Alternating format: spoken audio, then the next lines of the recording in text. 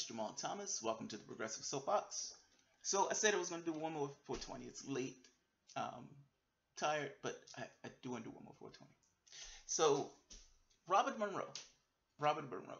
I don't know if you've heard of Robert Monroe. Robert Monroe, he has an institute called the Monroe Institute. He deals with consciousness studies and stuff like that.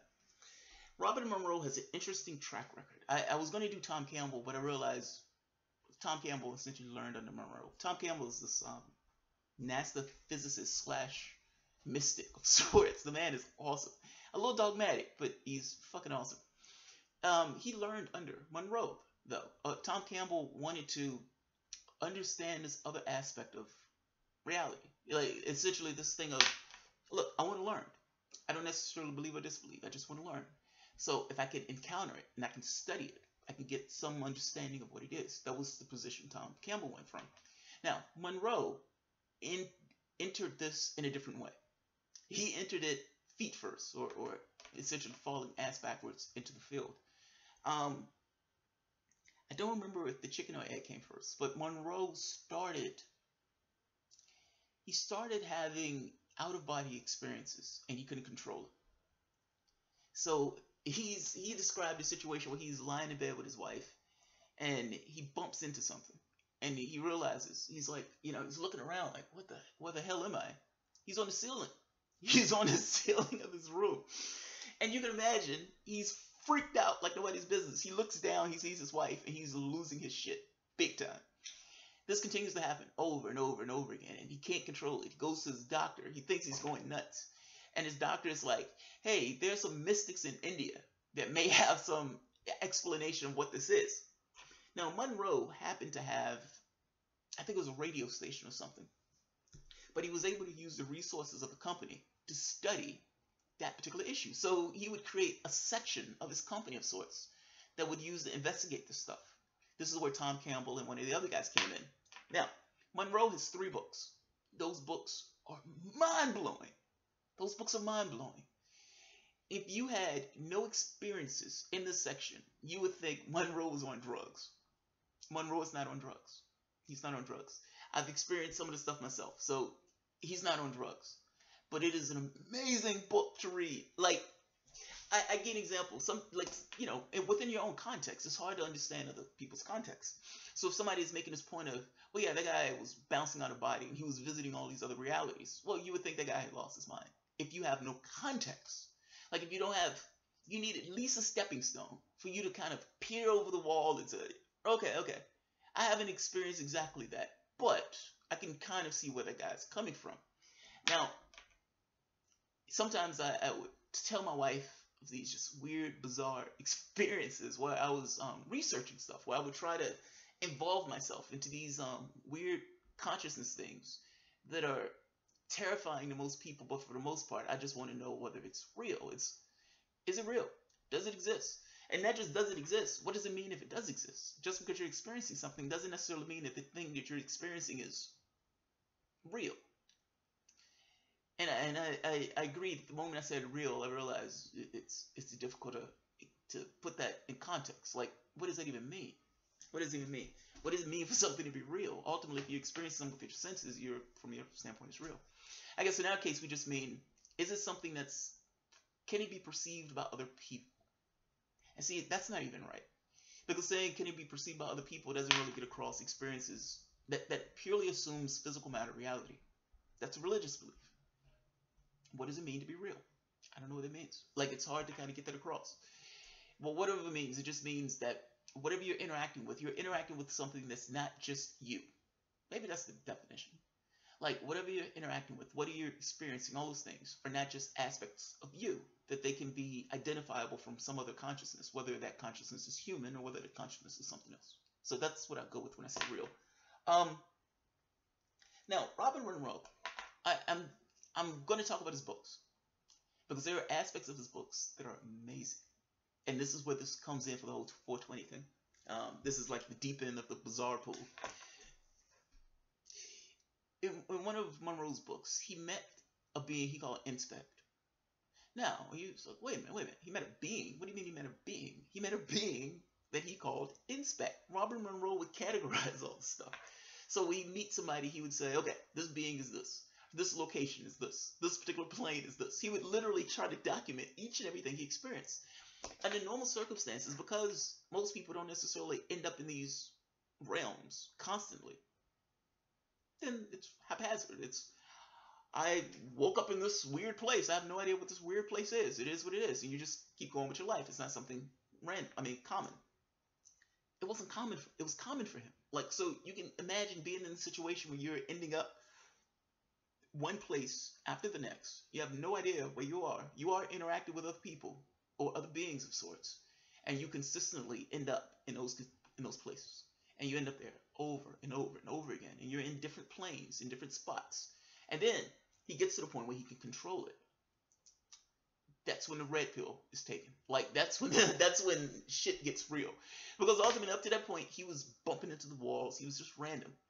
At some point when he started really saying, okay, I can't keep being a bitch about this. I need to actually figure out what this is, where I am, if I'm anywhere, or am I going nuts? And that's when it gets interesting. That's when he starts trying to feel his way around these different planes. He would call them planes. He would say, this is one particular focus. Let's say like focus 15 or focus 21 or focus whatever. Or he would say, this is this particular plane. He would give descriptions because he could always go back to those particular planes. So that in and of itself is amazing and fascinating.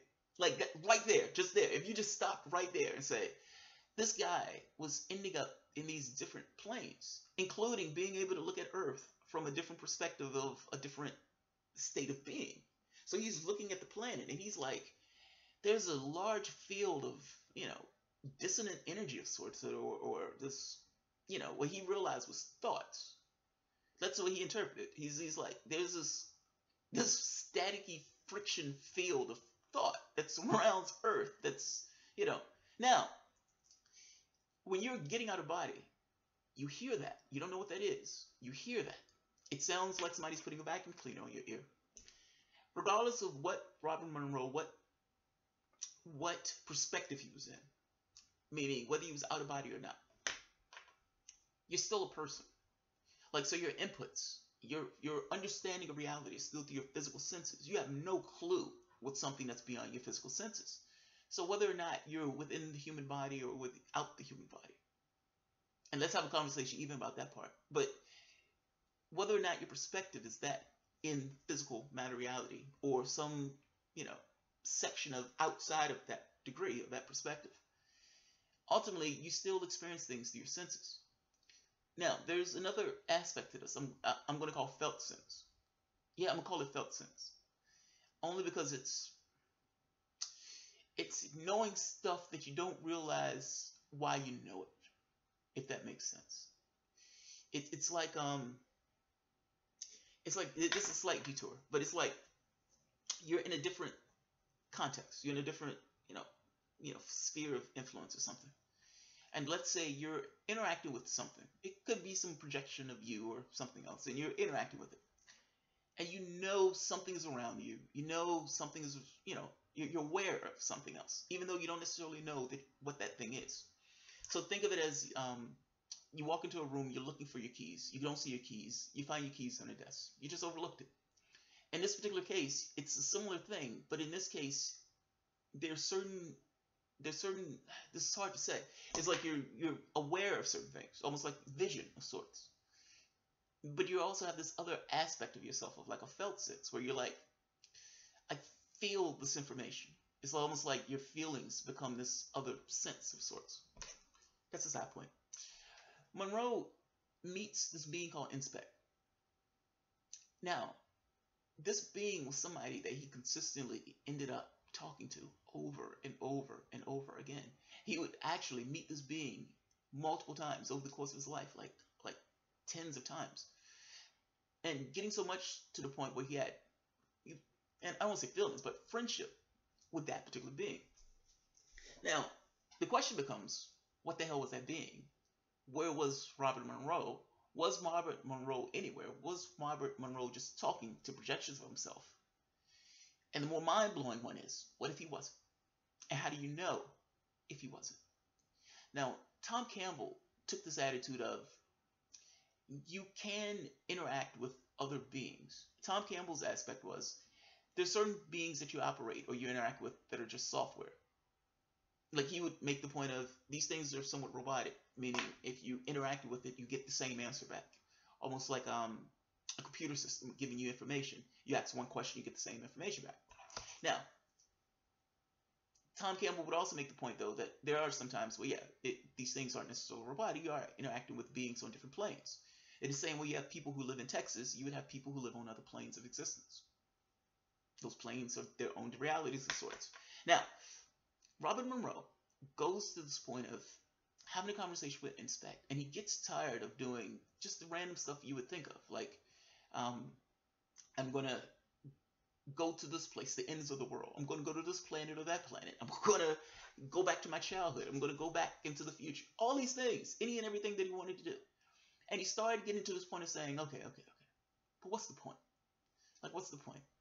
And as he's having this conversation with this being became somewhat of a mentor or teacher of sorts.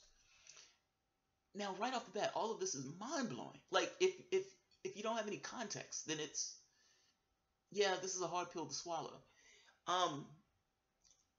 If I didn't know any better, I would say it was a hard pill to swallow. If I didn't know any better, I would say it was a hard pill to swallow. And I run into problems sometimes when you're trying to communicate stuff to either your wife or somebody else. And usually I don't bother. It's like that person has certain beliefs of their world. They could be assigned to, I believe in science. I don't know what that means. It's like saying I believe in a tool or a hammer. No, the honest answer is I have no idea. And because I have no idea, I'm stuck in this situation of ambiguity about the experience. Ultimately, it's just an experience.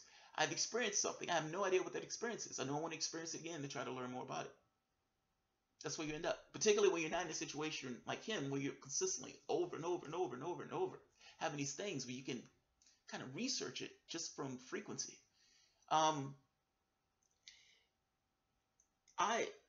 Sadi Guru, this guy had this really good explanation. Somebody said, Sadi, what does it mean? What happens when you die? Like he asked the guy, what happens when you die?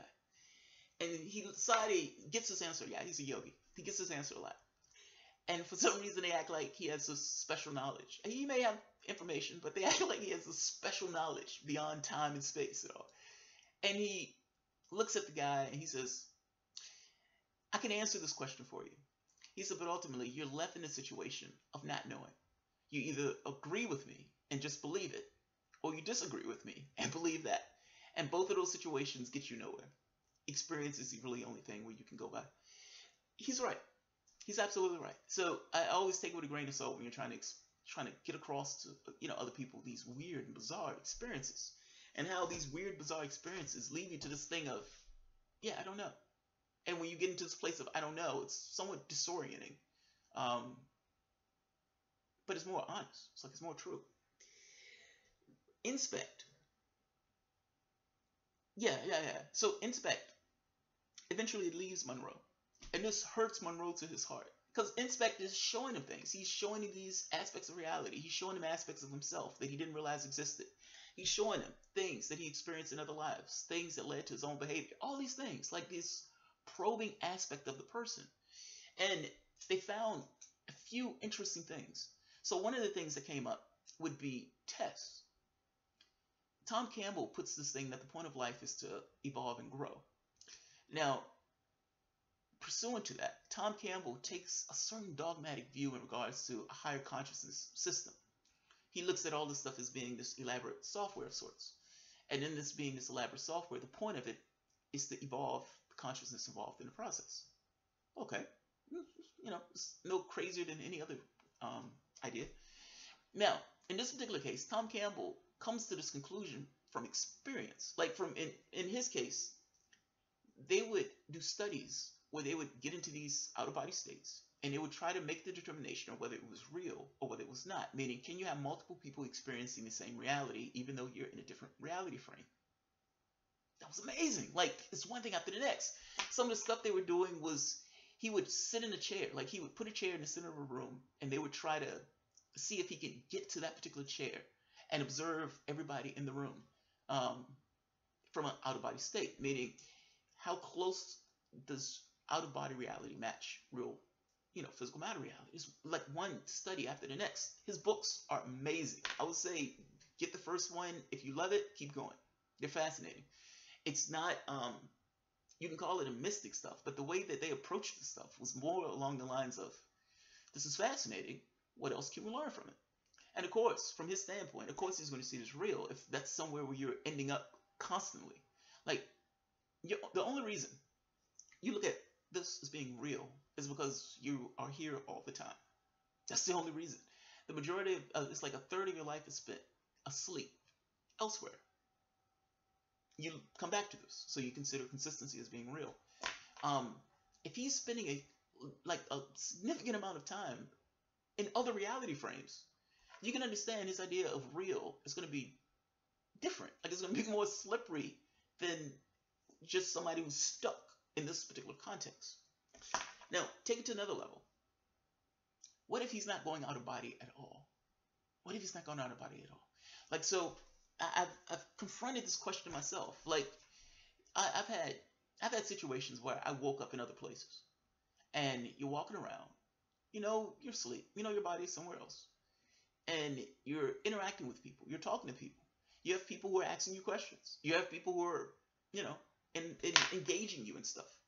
And I gave an example. I had this one weird scenario where I ended up in a scene. I'm walking down the street, and I know I'm about to get killed. I don't know how I know it. I know I'm about to get shot in the face. And I'm walking down the street, and I'm saying to myself, oh man, I don't want to experience this again. This sucks. I don't want to experience this again. And I immediately say to myself, I don't want to be here. This is not something I want to go through. Now, I have no idea what's going to take place, but I full well have this very strong impression that I am about to get shot. I'm about to get murdered. I find myself above the scene. Just a split second. I'm looking above the scene. And that's exactly what takes place. Somebody pulls up, shoots me in the face, and drives off. And I'm looking at the scene like, what the hell is this? Like, what the hell is this? A, why am I identifying with that particular person? That person looks nothing like me. B, why did I get shot in the face? Of course, that has to be asked. Why did I get shot in the face? I had no reason, I had no understanding of why. I just had an understanding of something bad is about to take place.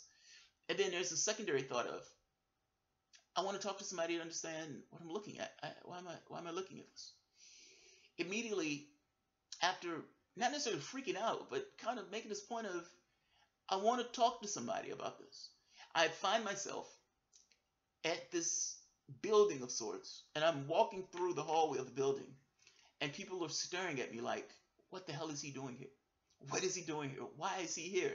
And I'm walking through saying, hey, I want to talk to somebody about why I'm seeing so-and-so. This feels massively embarrassing now, speaking about it. But at the time, in my head, these people aren't real. These are dream characters. Because they're dream characters, it doesn't matter what takes place in this context. That was my part. That was my perspective. I understood that the thing that I just saw was somewhat jarring. I understood that the thing that I just saw, if there's anything to be said about past lives and all this other stuff, meaning there's more to it, then is what I saw something to that effect? And if it is, I want to know, why did I see it? What's going on? Now, meaning, even if it's subconscious, like even it's one of those things where my subconscious is showing me something, why am I seeing that thing? This is bizarre to me. I'm walking through the building. People are looking at me like, why is this guy here? I don't understand why he's here. They're whispering. They're, it's like if you're walking through City Hall and you look crazy or something. And eventually these guys came and said, hey, come with us. We need you to come with us. And I go walking with the guys. I think we got on an elevator or something. Like it was modern. Like it was one of those things where my own perception filled it out. And I'm sitting in a room, and the guy says, okay, why are you here?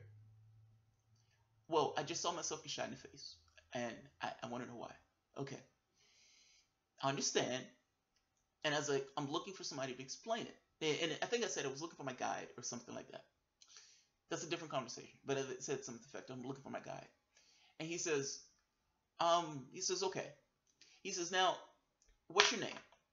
And I started to give him my name, and my mouth gets thick. My tongue gets thick. And at this point, I realized, okay, I'm about to wake up.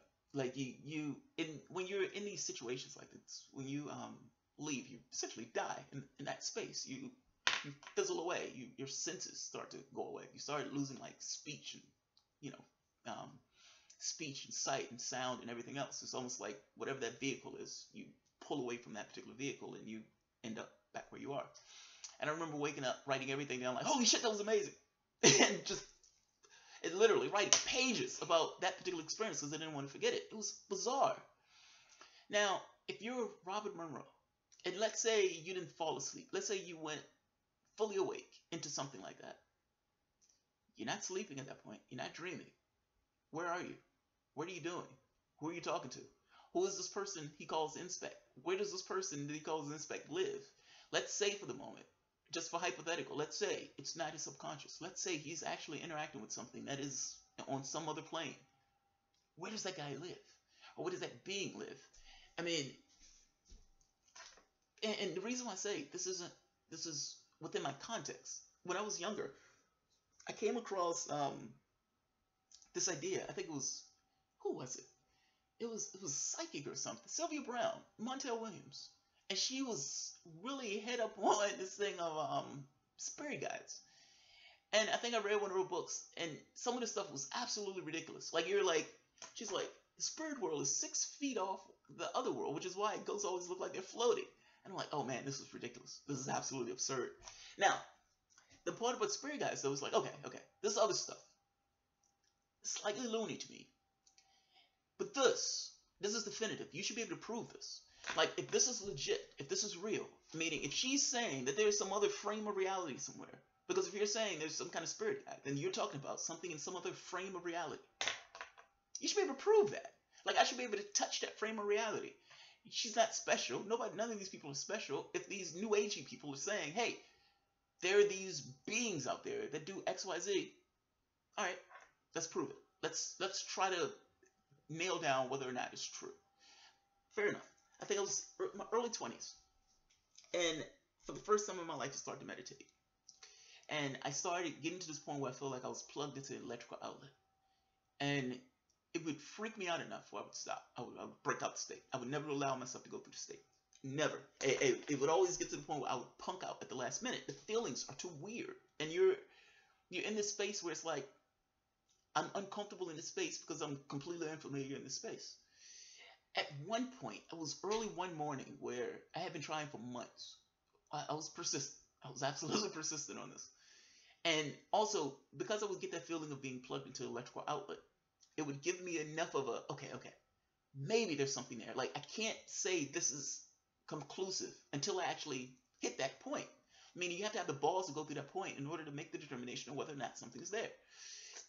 One morning, I get to the point, I feel it again. I'm awake. I'm wide awake. And I feel myself kind of getting to that spot, that electrical outlet spot. And for the first time, I go through it. Screw it. Let's go through it. Let's feel it. Let's figure out what's beyond the speed of light.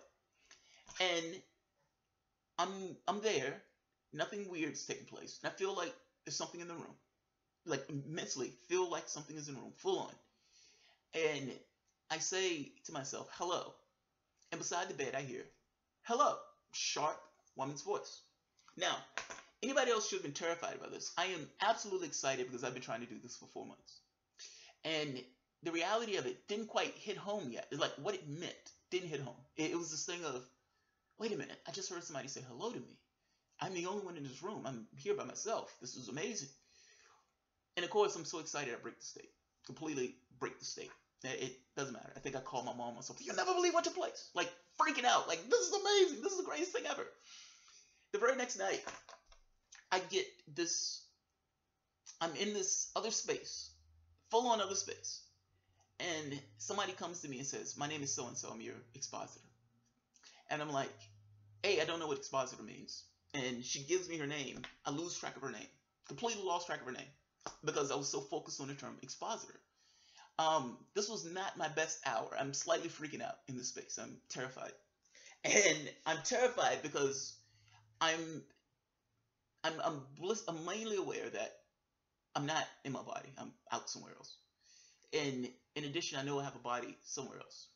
And in addition to having a body somewhere else, I'm seeing people go into a room, or I'm seeing people come out of a room that I know was empty. Meaning, how did those people come out of a room if there was nobody in that room? Like, my reality is weird to me. Like, I'm still me. I still have a conscious awareness. And so I am interacting with an environment that is nowhere near what my conscious awareness is typically used to. And then I have somebody who comes and says, I'm your expositor. And I'm like, I don't know what that word means. Like, that's where I was like, I have no idea what that word means. And I keep telling myself, expositor, expositor, expositor. So as she's talking to me, I'm repeating the word to myself constantly, over and over and over and over again. So much so I forgot her name.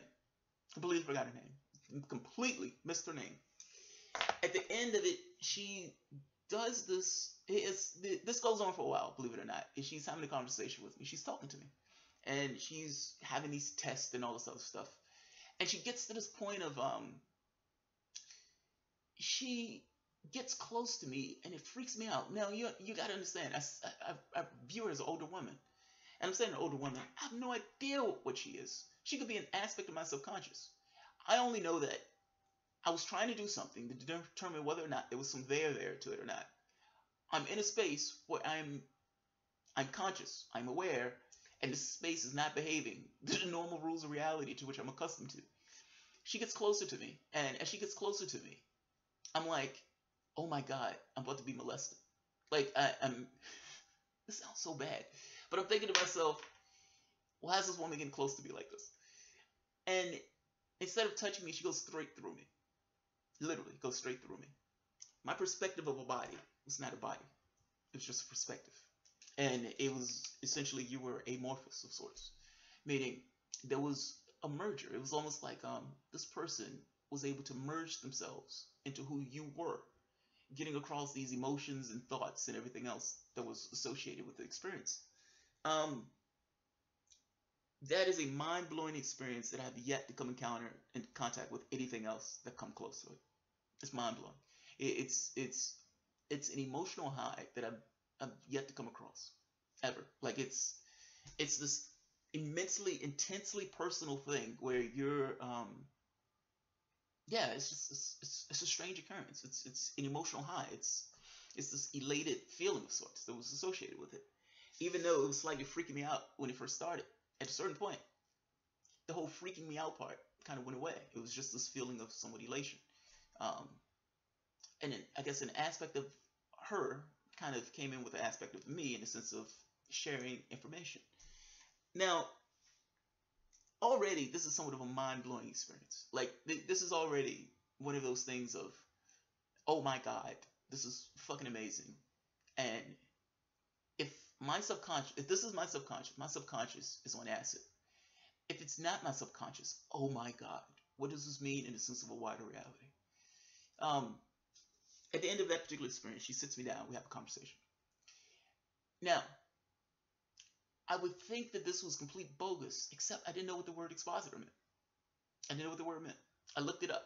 A person that explains complex, what is it? A person or thing, a person or entity that explains complex concepts and information to someone else. That's literally what it meant. I had no idea what that meant. That was the first thing I did that morning was when I got up, I bolted to the computer, typed it in. It says, what does this mean? What does this mean? That's the main thing I remembered of the experience in the sense of her name. I mean, instead of her name. Monroe is the point I'm getting at is the reason why I look at what Monroe is saying, yeah, I think that's possible. Even though I have nowhere near the level of experiences that Monroe had, it's because for the most part, I've had enough of an experience of saying, okay, yes, I can see somebody being better at that, more proficient at that, and having that particular experience. I mean, you can even go further. I've seen her multiple times. So it's not even a situation of, I saw her once. It's 3 or 4 times, like over the course of my life. She always looks the same. She, for the most part, has the same not perspective, but the same bearing of sorts. Older, stern woman. Now, here's the interesting question. What is she? What is she? She's not a woman. She doesn't have to be a woman. She doesn't have to be anything. She's not a man. She's not anything. Like, what I mean is, the perspective that the individual is giving you in that situation is tailored to the individual. So if somebody's making this case that, well, dude, that's your subconscious, well, that lends a little bit of evidence to the subconscious. Like, that particular person that I am interacting with, that I'm seeing, is essentially the person suited for me. That also lends this idea of Tom Campbell saying, well, no, that's somewhat of some kind of software that you're interacting with that's built around helping you develop, in which case the perspective that you see of that particular being is built for you. That is the being that's mostly suited for you. My dad wasn't around. My mom was around. For the most part, I had a maternal family, meaning the women in the family were the fulcrum of the family. I easily get along better with women than I do with men. It would make sense. So if it's like, so you're having a guide, and I respect age more than probably anything else. Age within the context of somebody who's, intelligent, wise, fair, those type of things. So you can kind of see where it's like, yes, that makes sense that she would appear to me in this way, which means that I have no idea what she is. I have no idea what she is. I'm stuck at this level of, I interacted with something. It may or may not be real. Meaning, another consciousness is involved. It was a very elaborate experience. What does it mean? I have no clue. Monroe was able to have these experiences over and over and over and over again. And his view of the world, and his lectures, you can see his lectures online, his view of the world in many respects is emboldened by the experiences that he had. Those experiences were just completely off kilter with the normal experiences that people typically have. Not because he wanted to. You must understand, he was terrified of the experience. But because he didn't have a choice. He was being dragged into these experiences one after the other. In my case, I went looking for it. For me it was, is it true? I only care if it's true. Is it true? If it's true, it's an amazing thing. And I was honest enough with myself to realize that the people who were saying that this stuff was bogus had no fucking clue. They needed a certain level of certainty in their world. That has nothing to do with me needing certainty in my world. I am okay with ambiguity. I don't like it, but I am okay with it. Meaning that I can have this experience and say, I don't know what it is. And not come down, hard one way or the other.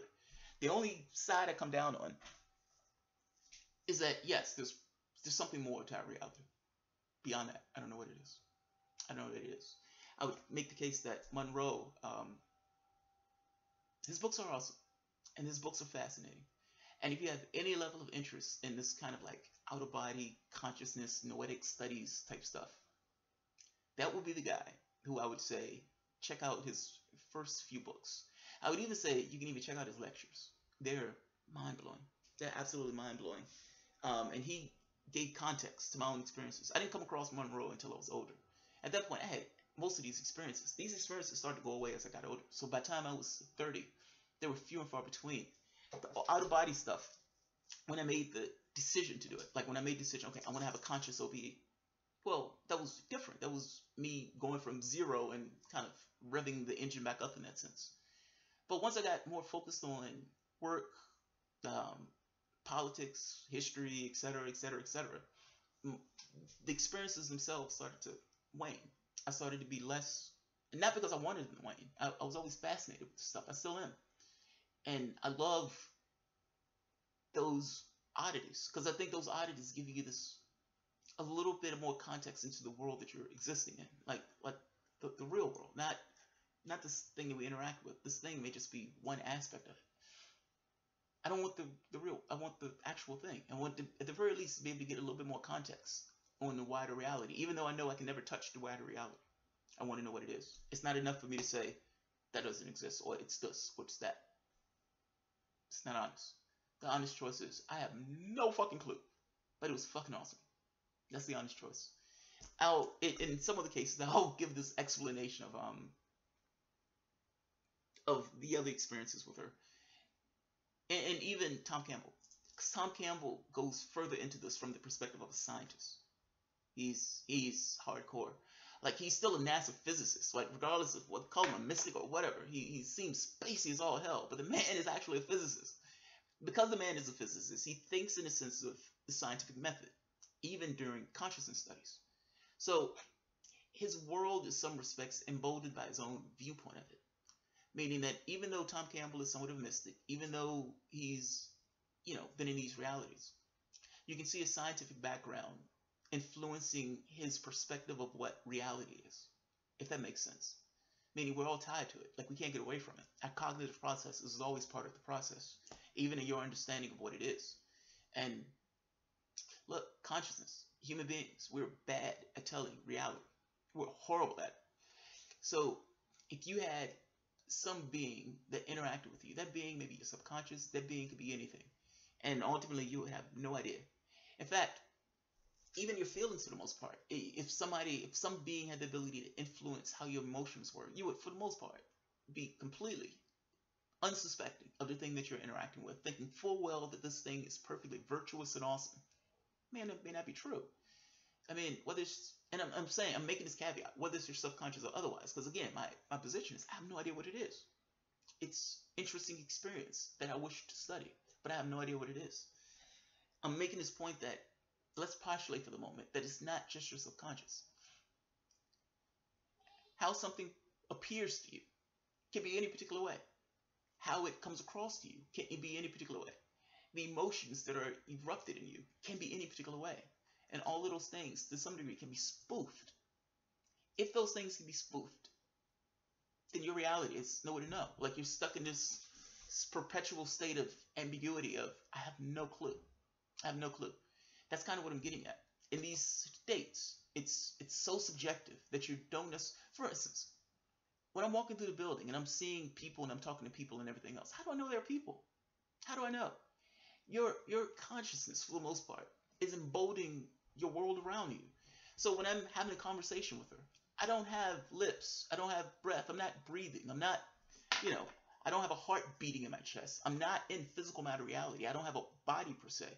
So why do I have a body in that state? Why am I talking to her in that state? The talking is, for the most part, most likely telepathic. I am a consciousness. That's all I am at that point. And yet, I have a full body. I'm looking through eyes. I have fingers. I'm touching the environment and everything else. Your mind is creating the conduit between those things. It's trying to, this is going way too long, but your mind is trying to explain your reality to you. So you're in somewhere that looks like a library. Well, it's not a library. I mean, those probably aren't books, but they may be something that contain knowledge. Your mind knows the difference, and your mind is trying to give that information to you in a way you can understand it. You're having a conversation. Well, no, you don't have a voice, you don't have lungs or anything else, but your mind is trying to get across, you're communicating in some way. Your mind is trying to get that across, that you're communicating in a way that you can understand it. You have no capacity to understand things that are beyond your physical senses. Meaning, your limitation is your physical senses. Even in that other environment, you're stuck with your physical senses. If your brain is going to understand your experience that you took place, whether you're out of body or otherwise, it needs to be filtered into your brain state, meaning it needs to be filtered into who you are in your physical space. How are you going to get across some experience that wasn't part of your physical senses? What is that experience even look like if it's not a part of your physical senses? It's like, how do you explain blue to somebody who's blind? You can't do it. They have no reference point. So yes, in those states, you see things like, I'm on an elevator. Are you really on an elevator? It's like I'm talking to somebody. You need air to talk. Are you breathing air? Like you start looking at these things in a sense of your mind is constructing reality around what you understand. You're in a physical vehicle. Assuming you're in a physical vehicle. God damn it, this is going to get a little longer. Assume for the moment you're not in a physical vehicle. Assume for the moment that in the same way you're in that dream space, you're functioning with a body, you're touching things, you're lifting things, you're walking through places, you're having conversations, all those things are taking place. You fizzle out and you're back in your physical body. How do you know that your physical body is different than the body you just left? Like what I'm getting at is, do you even need a physical body? Is it possible to just have a conceptual idea of a physical body? Meaning that you're appraising information. The information that you're appraising is creating a construct of the world, but ultimately what you're talking about is just digital information. So yes, I have a body because the rule set says I have a body. And yes, my perspective looks at this and says I have a body. My body is mostly empty space. You're like 99% empty space. Everything that you look at is mostly empty space. When you get to the level of an atom, most of that stuff is nothingness. And yet, you see a world around you and everything else. What I'm getting at is, is it possible that what we consider a vehicle, what we consider a body, is actually more so a perspective of consciousness that creates constructs based upon data? Meaning that your brain it's not even a brain, it's your consciousness. It's almost like you don't even need a brain for the mix. In fact, you don't need anything. Your organs may not exist at all. If you cut somebody open, yes, you're going to see their heart and lungs. But how do you know their heart and lungs is there before they're doing it? Meaning, you can have a situation of your reality be constructed in a way where your concept, you're taking in data and information. That data information is being translated into a way that makes it look like a 3D physical matter reality. That may just be data. There's no way to know. When Neil deGrasse Tyson, him and I can't remember the other guy, the physicist, was saying he was looking at reality, and as they were peering into reality, it's an awesome clip. And he's like, it blows Neil deGrasse Tyson away. And he says, it looks like computer code. It looks like error correcting computer code. And Neil deGrasse Tyson's like, wait a minute. Are you telling me that when you're looking at equations that you use to model the universe, that it looks like code? And he says, not just computer code. It looks like error correcting code that they have for browsers. It blows Neil deGrasse Tyson's like, wait a minute. Are you saying, like, he was blown away by this? It just blew him away. He's a physicist. Physicists have religious beliefs. Those religious beliefs are, we live in a physical matter reality. So if you're saying something like, wait a minute, this is virtual, then the immediate question becomes, wait a minute. If it's virtual, what's projecting that virtual environment? What does that look like? What does that look like? And if we're being projected into a virtual environment, does that mean that we don't even have these things? Like the things that we're saying is us, that we touch and feel and everything else, we identify as ourselves. All those things just figments of thought. And when people consider themselves going out of body, they're not going out of body. They're just shifting their focus into some other reality frame. Meaning, yes, you end up in a different reality frame with a body because ultimately you have this perspective of having a body. And the same way you back in physical matter reality, you have a body because you have a perspective of having a body. It's almost like a rule set of the environment. I don't know. These are questions. Like, ultimately, you're left with this situation, if you're being honest, of just saying, I don't know. I find these conversations fascinating for the very fact of they're mysteries. There's, I don't know.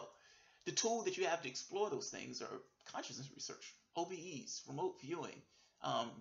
The guy from UVA who was doing research in the past life studies, he was a psychologist. He was researching past life for all these kids. I think it was like thousands of kids. The guy was like the president of psychology in UVA. One thing after the next. These studies are amazing. The Pear Labs, Princeton, what is it called? Princeton something, but it's called Pear Labs at Princeton or Stanford Research Institute, dealing with, again, consciousness studies.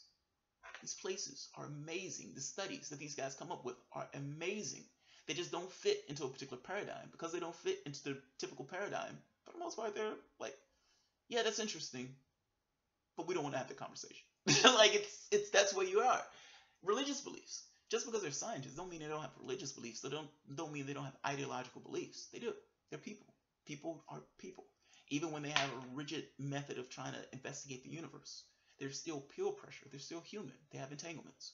So no, when what's the psychologist? Oh man, he was a Harvard psychologist. He comes out with a book talking about aliens, and they were trying to get him evicted from Harvard. Like it was. He said it was funny. He was like, I was blown away. I thought I was doing something awesome because I was trying to describe a phenomena. I never said that the phenomena was what the people said they were. I just said it was a phenomena. And they tried to get me kicked out. Yes, he went against the norm. So, yeah, I'm going to leave it at this. 43 minutes is way, way too long for this segment. I'm going to leave it as is because I think it's an interesting segment. All right, guys. And by the way, I do think I'm going to have a 420, a live version of this. Maybe Monday. Or maybe Tuesday. I need to get the technology set up right. But let's say Tuesday. And let's say 6 o'clock. Yeah. Tuesday 6. A live version of 420. 6 o'clock may be too early. I don't want people to be like, blaze one if you got one. It's 6 in the evening. You got to go to work or something crazy. But people kept saying, dude, we don't want you to clash with Tim Black. We don't want you to clash with some of the other channels. Fair enough.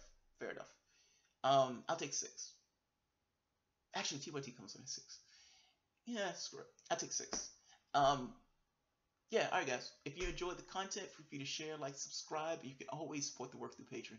And I'm sorry this went too long. I was trying to give more context because it's an odd subject. And it's one of those things where it's like one thing kind of leads to another, which kind of builds upon another, which I guess each particular subject could be its own episode, 420, but sometimes it's hard to explain like each concept without having the other concepts. If I'm talking about Robert Monroe and I'm talking about this thing where he's talking to some other being, then yeah, that sounds out there.